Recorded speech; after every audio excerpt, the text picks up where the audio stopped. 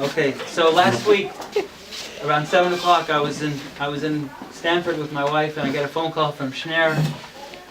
Shimmy, what's the story? You coming? I was like, I don't believe it. It's Tuesday night already? He's like, yep. I'm like, oh my goodness. Totally forgot, arranged the babysitter, everything. And so I'm not sure if Shner asked me to speak because he liked what I had to say last time, or he wanted to make sure that I would show up. Thought you could improve. Anyways, we're in the period before Pesach, so it's already a mitzvah to start talking about the holiday, about Pesach. So I'd like to talk about one thing in the Haggadah, something that we talk about Seder night, the night of Pesach.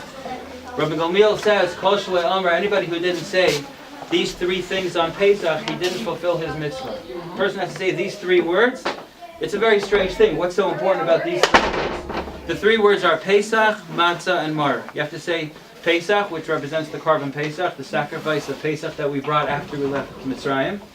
And Matzah is the bread, the matzah that we ate, the non-leavened bread, the matzah. And Mar is the bitter herbs, which represents the bitterness of Egypt. And matzah, I didn't mention, we ate when we left Egypt. We were in a hurry, so we didn't have time to leaven our bread. So what's so important about these things? And also, they're out of order.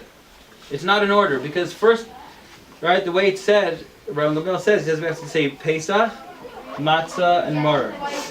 Pesach is the sacrifice, then Matzah, the problem is it's out of order. First, and then Mar. First we had Mar, we had the bitterness. Then we had Matzah, we ate the bread. And only afterwards did we have the sacrificial offering, the Pesach, the meat of the holiday. So it's out of order. So what's the story with this? So we have to understand this, we have to realize that Yetzias Mitzrayim, leaving Mitzrayim, the whole holiday of Pesach, is not just a commemoration of our leaving Mitzrayim back then. It represents, see, Mitzrayim in Hebrew means borders, boundaries, like walls. Like Bernie Sanders, break the wall. Now I'm not campaigning, actually wouldn't vote for him, but it means that breaking down walls. No walls, no borders. What does it mean? It means that we have to, just like in Egypt, there was not only a physical salvation, there was a spiritual salvation. It applies to us today. In 2016, we all want to have our own personal salvation. We want to leave whatever we don't like about about ourselves, things that we love ourselves, but there are things that we want to improve on, and leaving that spiritual jail that sometimes we find ourselves in and get out of that. With that in mind, we can understand why the order is the way it is. Pesach Matzah Marar represents worldly pursuits, things that we shouldn't go after, things that we fall into. They go in the order of Pesach Matzah Marar, meaning Pesach represents a good meat, the korban, the offering, the good meat dish. It's good in the beginning, right? Let's use the example of someone who falls into addiction, whether drugs, alcohol, you name, fill in the blanks. It's good in the beginning, it feels great. Then it's matzah. Matzah is great, crackers, bread, not so good, not so bad. It's not as great as it was when I started. And then marar, it becomes bitter. The whole life unravels. It's terrible. We understand marar. That's the way things work in the physical when we fall in to things we don't want to.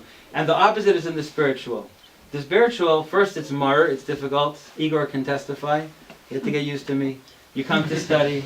You come for something spiritual. It's not just like, all fun and games. It's something, it's a little bit, wow, I have to get, it can be hard in the beginning. Marar, you take a young child to study Talmud, take him into school, he wants to be playing outside. It's hard in the beginning. It's marar, it's bitter. Then it's matzah, it's not so bad. And then Pesach, it's amazing. And people spend their lives studying, they love it. We all love it, we keep coming back, we love it.